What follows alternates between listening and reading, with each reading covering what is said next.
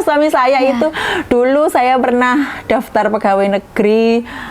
Saya istilahnya saya diantar, tapi sebenarnya kurang mengizinkan lah. Jadi saya nggak pernah keterima. Padahal teman-teman saya itu keterima di rumah sakit negeri ini, Nah saya mikirnya kayak gini.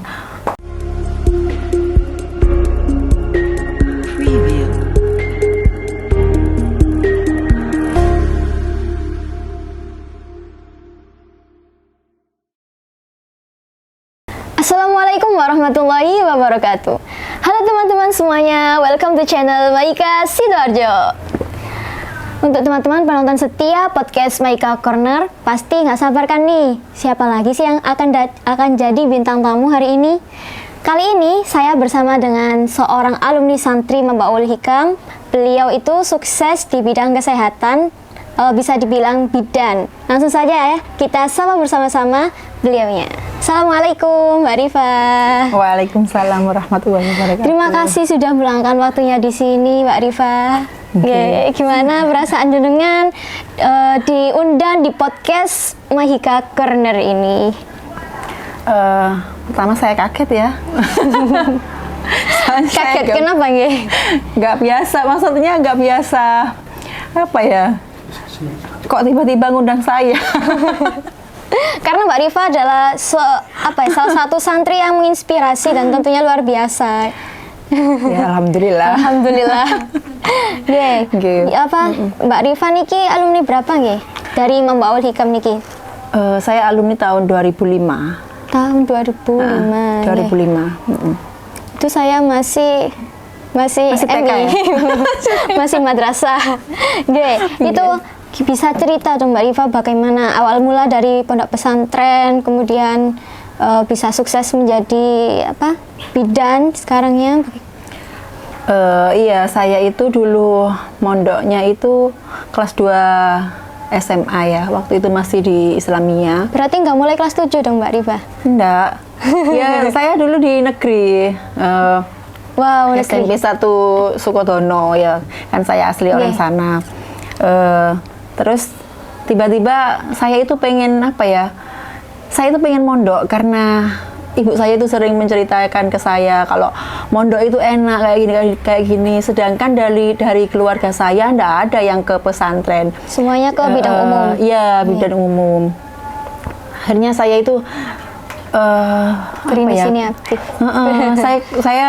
Saya pengen mondok. Kenapa? Karena saya merasa ilmu agama saya kurang. Terus saya pengen nggak ke umum aja biar bisa jalan dua-duanya gitu loh. Akhirnya saya minta ke pondok. Katanya ibu saya, "Lho piye boleh mondok? Lagi kelas sekolah SMP nang kene masuk ya pindah." Terus saya bilang, "Ayolah Bu, pengen mondok." Terus ibu saya izin ke wali kelas saya. Tidak diizinkan waktu itu. Karena alhamdulillah prestasi saya di negeri bagus. Jadi guru saya bilang, nanti kalau ke pondok itu swasta. Jadi kalau nggak kerasan, mau pindah ke negeri lagi nggak bisa. Terus pindah ke pondok juga biayanya banyak. Tapi saya tetap kekeh minta ke pondok. Akhirnya sama ibu saya diizinkan saya mondok. Jadi pindah saya. Akhirnya saya mondok milih di sini. Dekat dari rumah karena nggih. Lumayan lah, lumayan ya. Dari Sukodono ke Tanggulangin. Terus sama ibu saya kerasan tanam pondok. Ya saya bilang kerasan aja biar menyenangkan hati orang tua. Tidak mau mengecewakan ya. Iya. Padahal saya di pondok enggak kerasan sama sekali. Di pondok itu sehari azan 5 kali, saya nangis 5 kali. Itu sampai 2 tahun saya nggak kerasan. Karena nggak kerasan saya itu akhirnya semuanya amburadul. Sekolah saya amburadul, sekolah umum, sekolah diniyah saya sering nggak masuk. Karena ya sering nangis, stres kayak gitu kan. Terus kalau ibu saya sama, tapi saya tetap nggak pernah nangis di depan ibu saya biar ibu saya nggak kecewa sama saya. Terus ibu saya nggak mikir. Terus akhirnya saya kalau SMA saya mau pindah, saya sudah nggak mondok karena saya nggak kerasan. Ternyata setelah kelas 3 saya tiba-tiba kerasan. Maksud saya ternyata pondok ini seneng. Baru itu saya bisa menikmati Selama 2 tahun. 2 tahun. Terus akhirnya saya lanjut lah SMA-nya. Saya lanjut, ya alhamdulillah untuk prestasi kembali seperti semula. Kira-kira yang bikin jenengan sadar dan terketuk kalau mondok itu menyenangkan tuh apa ya, Mbak Rifa ya? Waktu itu. Kan apa ya? Kalau memang dipikir mondok itu harus antri, sabar mandi, antri, ya semuanya kan? antri. Semuanya antri. Mungkin itu menguji kesabaran kita waktu kita nanti mungkin di masyarakat harus seperti itu ya. Jadi kalau saya nggak sadar diri, ya nanti bagaimana jadinya? Akhirnya kan lama-lama juga pikiran saya sudah berkembang, maksudnya kan umur sudah bertambah, mungkin pikiran Semakin lebih dewasa. Akhirnya saya bisa mengontrol. Akhirnya saya masuk Aliyah ya SMA kelas 1 itu di sini lanjut lah sampai 3 tahun. Nah, saya mau boyong sekolah dininya masih kelas 5 ya. Eman-eman kan kurang setahun. Akhirnya saya nambah di sini setahun. Lah nambah di sini setahun, waktu itu dijadikan ketua pondok karena nggak sekolah. Ya. Karena nggak sekolah. Tapi setelah itu saya memang pengen saya memang pengen kuliah, jadi ya saya pulang, saya kuliah, masuk di kebidanan itu, karena memang cita-cita saya dari kecil, saya pengen masuk kedokteran sebenarnya. Terus pas lulus Aliyah, saya mikirnya kok ternyata kedokteran itu sekolahnya lama ya. Jadi saya yang mikirnya yang kira-kira yang cepat gitu, yang sama-sama kesehatannya. Akhirnya saya masuk di kebidanan. Waktu itu di Siti Khotijah itu sepanjang. Sepanjang. 3 tahun lah di sana. Terus lulus, saya belum langsung bekerja karena waktu itu saya masih hamil besar 8 bulan. Akhirnya setelah melahirkan, saya bekerja di Rumah Sakit Rahman Rahim Sukodono itu. Di sana itu karena rumah sakitnya baru berkembang, jadi saya itu serabutan lah istilahnya. Bantu dokter ortopedi iya, dokter bedah iya, dokter kandungan iya, di UGD iya, bagi makanan pasien itu juga iya. Jadi banyak fokusnya. Iya, jadi kerja mulai pagi sampai sore itu jam 2 kan, 7 jam itu ya hampir nggak berhenti. Pokoknya ada aja ya gimana, memang rumah sakitnya kan baru ya, kita bekerja. Pokoknya kalau saya, yang penting saya pinter. Yang penting saya pinter, saya bilang gitu kan, memang awalnya kita harus cari pengalaman dulu ya. Setelah itu di sana 3 tahun, saya keluar, mengundurkan diri karena pengen fokus di kebidanan. Saya itu mikirnya bagaimana nanti saya itu bisa untuk buka praktek sendiri, sedangkan buka praktek sendiri itu harus bisa nolong persalinan, sedangkan saya belum bisa nolong persalinan, tidak bisa pemeriksaan dalam. Ini buka berapa saya belum bisa, belum mahir lah, belum berpengalaman. Ya pernah meriksa, cuman ya meriksanya bukanya 1, 2, 3, kalau sudah lebar sulit. Buka 10, gimana tangannya 10. Nah itu kurang peka saya. Jadi alhamdulillah setelah itu saya ada lowongan di RP Bunda Tanggulangin ini. Kakak kelas saya bilang ada lowongan ini. Akhirnya saya masuk, mintanya yang pengalaman. Tapi saya bilang ke teman saya, Mbak, tapi aku pengalamannya nggak bisa aku nolong melahirkan. Ya gak apa-apa wis engko tak benakno katanya gitu. Ya udah wis Mbak, aku ajarin ya, benar-benar ajarin karena aku nggak iso. Masa gak iso buka biro iso Mbak, cuman nggak peka, saya bilang gitu. Nolong pun nggak pede aku karena nggak biasa, karena di sana itu yang nolongin dokter kandungan kan kalau melahirkan. Oh ya wes tenang aja wes. Dan alhamdulillah setiap kali jaga saya dengan kakak kelas saya itu. Jadi setahun di sana ya saya rasa saya mampu, yang bisa mengukur kemampuan kita kan kita sendiri ya. Aku iso lah untuk buka praktek, saya bilang gitu. Ya akhirnya punya inisiatif. Punya inisiatif untuk buka praktek itu. Jadi ya buka praktek waktu itu 2013. Itu langsung disetujui suami atau bagaimana Bu ya? Ya, kalau suami saya sih mendukung 100%, bahkan 1000%. Sangat mendukung. Kenapa? Karena suami saya itu dulu saya pernah daftar pegawai negeri. Saya apa ya istilahnya saya diantar, tapi sebenarnya kurang mengizinkan lah. Jadi saya nggak pernah keterima. Padahal teman-teman saya itu keterima di rumah sakit negeri ini, di rumah sakit negeri ini. Nah saya mikirnya kayak gini, lah terus saya kemana ini kerjanya? Oh ya kan ada itu lowongan lain, kita bisa membuka sendiri itulah. Ya akhirnya saya izin ke suami. Padahal waktu itu memang saya tahu kalau memang nggak ada dana untuk buka praktek ya.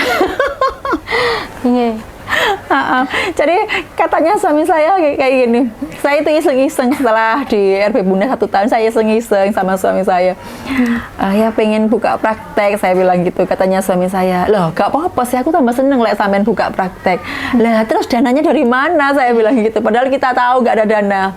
Katanya suami saya, meskipun nggak ono dana, sampean itu sekarang sudah jadi tanggung jawabku. Aku harus mengusahakan sampean ya. Jadi maksudnya aku ya pengen sampean itu di rumah aja, maksudnya nggak bekerja di luar. Maksudnya kita bisa apa ya istilahnya sama merawat anak lah, kan lebih deket kalau di rumah, kita nggak meninggalkan apa anak terlalu lama kan kayak gitu-gitu. Daripada kerja di luar. Daripada kerja di luar. Akhirnya ya itu buka praktek. Alhamdulillah cuman satu kota aja, satu tempat tidur. Ya terus ruang periksa juga di dalam. Melahirkan pun kalau ada orang melahirkan ya kelihatan orang periksa. Kan satu tempat. Mau buat tempat banyak ya, dan dananya nggak ada. Tapi yes, alhamdulillah lah di bulan pertama gitu saya sudah ada orang yang melahirkan. Alhamdulillah. Jadi bisa saya ambil kesimpulan dari semuanya jenengan ini diawali dengan karena pengennya jenengan mendapat ilmu agama itu tadi ya. Iya. Mbak Rifa tahu nggak kalau saya itu juga alumni negeri loh Mbak Rifa, sama seperti Mbak Rifa.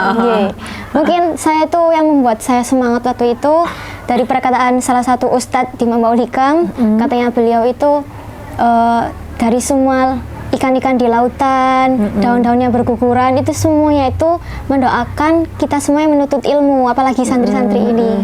Gitu. Jadi itu yang menjadi motivasi saya, yang mirip sama Mbak Rifa itu tadi. Iya, betul sekali. Terus tadi habis membuka praktek umum Mbak Rifa nggih. Nah, niku berlangsung selama berapa tahun nggih? Saya buka praktek itu 2013. Terus tahun 2020 ya itu 2020 saya bilang ke saya itu pengen buka klinik. Saya bilang ke suami ya pengen buka klinik isok tah katanya suami saya. ya nggak bisa memang. Tapi secara tidak sengaja pas waktu ada pertemuan IBI ya, ada kan IBI Ikatan Bidan Indonesia, kalau dokter Ikatan Dokter Indonesia. Saya ketemu teman waktu itu tahun 2019 kayak nggak salah ya. Terus saya ketemu teman itu memang lebih tua dari saya. Terus bilang kayak gini, Dek gak pingin buka klinik ta? Dia sama-sama bidan buka praktek sama, cuman dia itu perawat sekolah bidan. Ya pingin Mbak, tapi gimana caranya? Saya bilang gitu. Ya iso ae diatur katanya. Oh, terus Mbak, tapi aku kayaknya nggak siap deh. Wes sampean si ae sing gawe kok aku nyontek. Saya bilang gitu. Terus kok penggaweane sampean nyontek-nyontek. Lah aku kan nggak ngerti Mbak. Terus mana aku nggak siap dana. Itu dananya pasti besar. Saya bilang gitu. Untuk membangun itu butuhnya ini kan panjang. Saya tanya ke dia, oh iku kok ikine sakmene. Aduh Mbak, yo Mbak lek sakmono akeh nimbang wis ngene lho Mbak. PNC engko terus baru mulai PN wis di ACC, aku nyontek punyanya sampean gitu. Kan aku nggak ngerti Mbak jalan-jalannya gimana. Ya udah wes ngono. Ternyata dia sudah buka klinik, saya di kontak ngono. Dia aku wis ACC katanya gitu. Oh ya wis Mbak, aku pinjam dong suratnya. Gitu. Aku pinjam suratnya. Gimana Mbak caranya? Oh ya kesini dulu, kesini. Itu 1 tahun ngurusnya itu. Sambil nunggu, saya juga renovasi kan bangunan yang dulu perlu direhab. Jadi bednya butuh banyak, alatnya butuh banyak, itu diperbanyak. Jadi sambil ngurus izin kita juga rehab tempat. Dan alhamdulillah izinnya ya lancar, alhamdulillah cepet. Maksudnya setahun itu cepet. Sampai teman-teman saya itu bilang, awakmu duwe wong jero ya ngono. Saya ndak ada background orang dalam yang kesehatan, saya ndak kenal siapapun itu. Saya cuman ya teman saya tadi bilang kesini sudah saya ikuti aja. 1 tahun itu di ACC jadi klinik. Terus katanya teman saya gini, apa itu? Dek wis gak usah praktek saiki, wong dhewe wis dadi direktur. Iya kok enak, malah aku kan maksudnya wis biasa lek sampean kan enak perawat. Aku masih pingin maksudnya masih pingin melayani pasien kayak gitu-gitu. Jadi saya tetap praktek ya pagi jam 9 sampai jam 11. Terus sorenya jam 4 sampai jam 9 malam. Setiap hari kayak gitu. Cuman kan sekarang sudah banyak dokter. Jadi kalau rawat inap kan dokter semua, bukan saya yang visit. Jadi ya saya cuma lihat aja laporannya kayak apa, gitu-gitu aja. Saya keliling biasanya. Baik, Masya Allah, lihat ceritanya Mbak Rifa ini sepertinya rezeki itu selalu mengalir gitu. Ya, di setiap membuka, alhamdulillah ada beberapa pasien. Oh ya teman-teman, sebelumnya teman-teman tahu nggak sih Mbak Rifa ini istri dari siapa? Aku kasih tahu ya teman-teman. Ini tuh Mbak Rifa adalah istri dari Ustadz Makmur ya. Yang alhamdulillah Ustadz Makmur itu adalah seorang ahlul Quran atau seorang penghafal Al-Quran. Mungkin dari kehidupan Mbak Rifa yang serba lancar, barokah, mungkin selain dari Mbak Rifa dan juga Ustadz Makmur itu kolabnya itu sangat luar biasa sekali. Maksudnya sama-sama punya tirakat tersendiri nih. Gimana apa Mbak Rifa? Kayak dari tips suksesnya jenengan ini bagaimana nggih? Apakah ada sesuatu yang bisa membuat lancarnya jenengan itu? Kalau saya sama suami itu kan apa ya? Terbuka. Jadi kita sama-sama terbuka. Ada masalah apapun, suami saya selalu tampil nomor 1. Jadi saya itu selalu bercerita apa gitu, saya bercerita. Suami saya belum pulang itu sudah saya WA. Misalkan ada masalah apa ya gitu, kayak gini. Namanya buka usaha itu kan nggak semulus bayangan orang ya. Pasti ada apa-apa ini. Saya ada aja lika-likunya. Saya pernah di apa ya? Itu katanya malpraktek lah, apalah. Terus saya cerita ke suami saya. Saya tuh sering nangis sama suami. Saya bahkan menyesal kenapa saya itu harus buka praktek dan seperti ini. Maksudnya seperti ini itu saya nggak nyangka kalau buka praktek itu apa ya istilahnya ada yang nggak suka kayak gitu-gitu kan. Saya nggak punya pikiran kayak gitu dulu itu. Ternyata katanya suami saya itu sudah wajar kayak gitu itu. Kalau memang saya pernah dipanggil katanya gini ya sesama profesi, dipanggil ke rumahnya. Terus suami saya, sudah tak antar, ayo sekarang tak antar. Jadi selalu kasih semangat ke saya, saling memotivasi, saling itu. Selalu.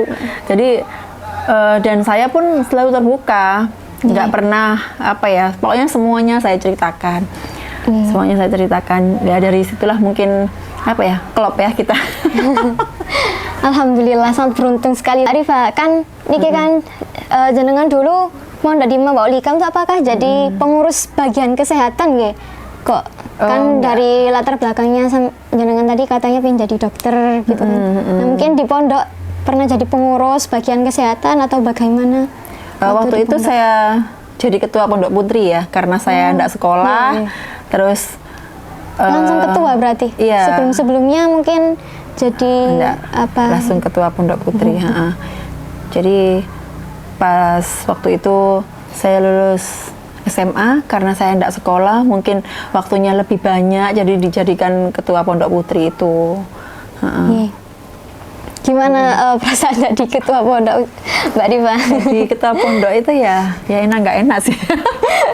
Pasti banyak nggak enaknya ini Mbak Rifa.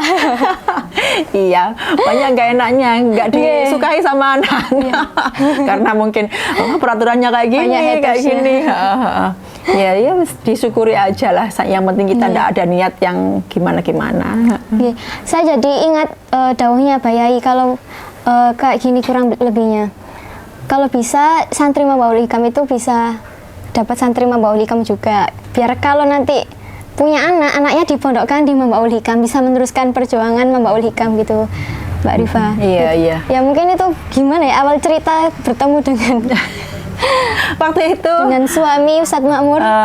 Suami ketua Pondok Putra. Oh, juga sama-sama ketua pondok. Waktu saya menjabat ketua Pondok Putri, suami ketua Pondok Putra. Jadi ya dari situ saya kenal. Cuman ya nggak berani yang bagaimana kan kita waktu itu pengurus ya. Lagian kan apa ya? Jadi panutan istilahnya kayak gitu. Cuman jadi ya nggak berani aneh-aneh. Nggak berani aneh-aneh. Mungkin kalau apa-apa ya teman saya itu yang wakil ketua itu kan ya yang nanti saya dikira apa ya. Waktu itu karena sudah dipacokno lah istilahnya kayak gitu-gitu. Iya. Jadi mungkin karena songkok kulino. Kayak kalah kuping gitu istilahnya anak muda sekarang Iya, kan. karena sering dipacok-pacokno. Jadi ini saya itu mau ngomong sungkan. Jadi saya nggak berani. Ya teman-teman saya, maksud teman saya yang pengurus lain itu yang sudah kalau ada apa-apa pengen aja yang bilang, saya bilang gitu.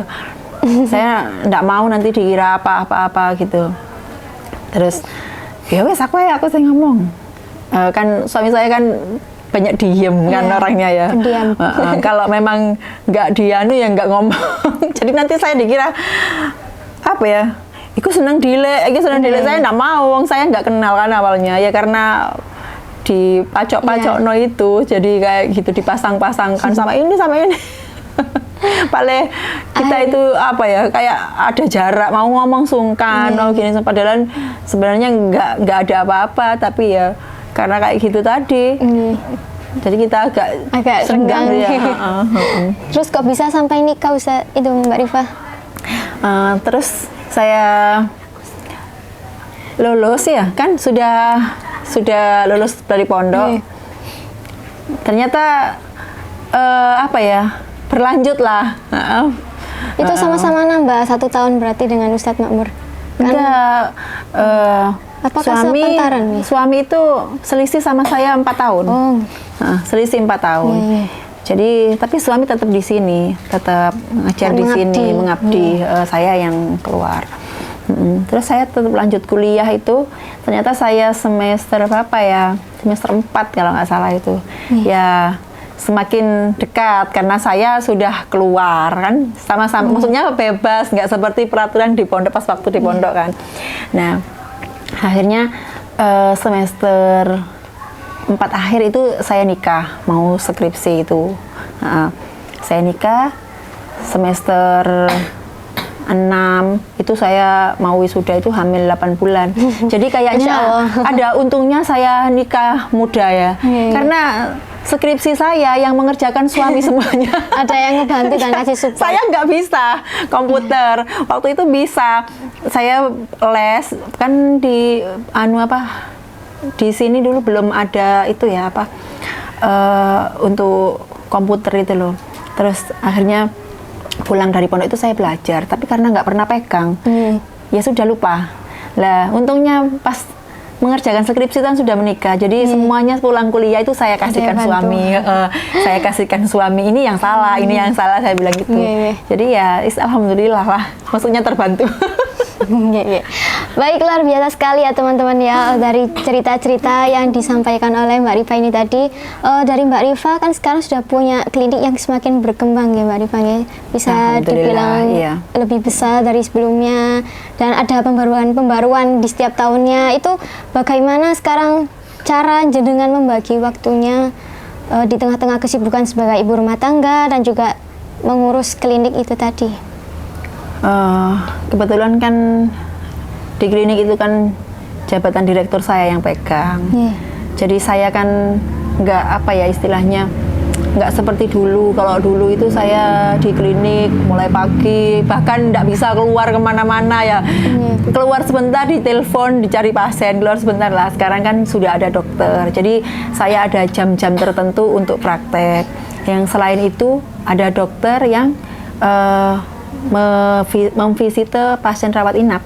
Jadi kalau persalinan konsulnya ke saya, kalau rawat inap ke dokter. Kadang kalau hamil ada masalah konsulnya ke dokter kandungan. Ya, jadi dibagi-bagi. Tapi saya sudah itu ya, jarang juga sih nolong persalinan kalau memang enggak, itu bukan saya yang nolongin. Tapi ya tetap saya itu memantau, memantau. Misalkan malam sudah lahir belum? Kalau dengan pasien itu apa ya, istilahnya sugesti. Kalau saya enggak, Bu Rifa belum lahir atau apa, ya saya turun tangan lah. Saya yang nolongin meskipun itu tengah malam. Anak-anak saya titipkan ke ayahnya, saya bilang saya mau keluar sebentar. Kadang infus juga kalau bayi gitu, kalau malam kesulitan ya saya keluar meskipun jam berapa. Soalnya kan kalau bayi itu kan agak susah infusnya. Ya saya sambil mereview lah ilmu saya supaya tidak mati. Meskipun juga mengembangkan supaya bermanfaat di masyarakat. Iya. Kalau untuk kegiatan yang selain di klinik ini bagaimana? Apakah Mbak Rifa ada kesibukan di organisasi lain atau? Kalau organisasi lain enggak sih, cumanan ya kita ada itu kan pertemuan kayak bidan-bidan itu kan setiap berapa bulan sekali. Cuman sekarang kan saya harus sekolah lagi. Ya, karena kalau bidan itu kan lulusannya D3 ya. Jadi karena ada klinik, saya harus pendidikan saya harus lebih tinggi dari pegawai saya. Kan rata-rata sekarang semuanya anak-anak yang baru lulus D3. Jadi saya kuliah lagi, ambil S1, S2 itu kan habis itu. Ini masih besok itu rencananya wisuda bulan 3. Alhamdulillah doanya. ya memang tapi kuliahnya nggak setiap hari sih. Kadang seminggu sekali gitu. Setiap hari Jumat Sabtu biasanya.